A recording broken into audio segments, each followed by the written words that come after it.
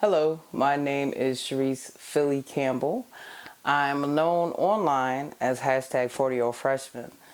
I got that name because I actually started film school at 40 years old. I want to talk to you today about storytelling, exploring, and film and television. I'm a little nervous, but they said I attended a National Geographic webinar from my school, Dillard University, and they said come authentically. So here I am, authentically me. Why is storytelling important to me? Well, for one, my mother was a visual and verbal storyteller in our family. It's only right that I carry that on. I feel as though storytelling is important because all of the marginal communities that I'm a part of, all of those stories need to be told. I am the one to tell them. I am the child of Caribbean parents. I'm a masculine identifying woman. I'm a lesbian. I am obviously Black. I am a non-traditional student. I am a co-parent of 5 kids, so I have a disability. It doesn't disable me from being able to function, but it does disable me from doing certain things. It's called a clubfoot. How many people know about that? So it's stories like this that need to be told, or there's perspectives that I feel that are just not being told, and not necessarily on purpose, just that this is not if it's not your experience, you don't oftentimes think about it. So storytelling is important so that all people, no matter how large their community is, how small it is, all people get to tell their experiences of being a human being on this planet. Spike Lee, he is the reason I am in film school. He is the reason, I can't say he's the reason I love film, but he is what made me want to learn more about film. School Days was definitely, I saw School Days when I was 8, and it probably came out when I was 7, because back then movies took a year to come out on VHS. And for those of you viewing this, it's the rectangle object you put in the VCR, which is the larger rectangle. So I'd seen it on video, and to see an all-Black cast dealing with Black issues, and when I say Black issues, I mean colorism, sororities, fraternities, identifying as your non-traditional, stereotypical Black people. So you had your blurs, you had your frat guys, you had your geeks, you had your athletes. There was a good representation, a well-rounded representation of Blackness. And to know that a Black man made that movie, it struck something in my 8-year-old body, and that never, ever, ever went away.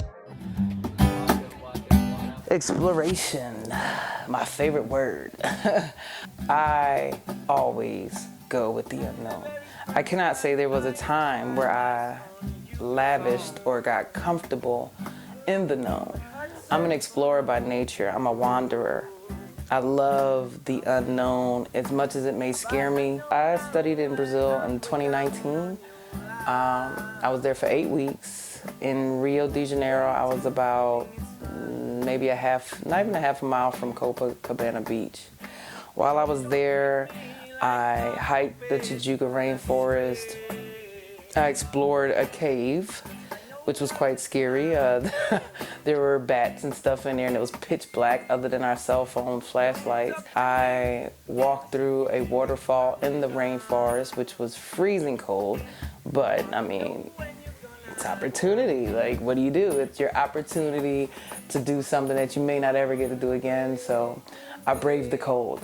Also, while I was there, I actually prayed with a candomblé priest.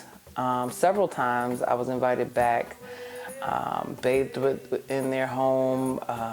It was an amazing, humbling, scary experience. I joined a women's drumming circle. The circle was actually held in Marielle Franco organization. We're a nonprofit organization where she actually was assassinated as she was leaving this establishment. I immersed myself in Brazilian culture. It was a scary experience because before I left, all the literature that was sent to me to prepare me for this trip, it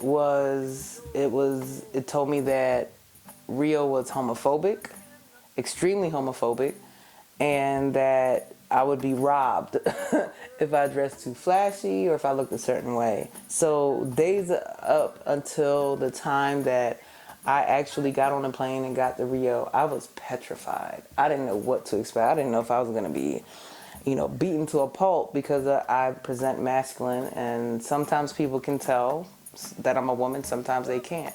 So I don't know how I'm going to be received. When I got to Rio, it was completely opposite of what they told me. There were gay people walking the streets freely. Now, I don't doubt that there's murders and that there's violence against gays there, but there's the same thing here. That is a part of my story, being threatened and harassed and yelled at in the streets, homophobic names and things like that. So, and I didn't experience any of that over there, but it was, the way I received it was that that's nothing different than what we experience here in America. But yeah, I'm an explorer. That's what I do. I love experiencing new things. And one thing I do, and everywhere that I explore, I find the best tattoo artist and I get a sailor tat. That is that is me. I hope that I kept your interest, and I hope I will hear from you soon, because we have to claim things and we have to believe that we will have it. Thank you for the opportunity. Thank you for looking at my video, and I will see you soon.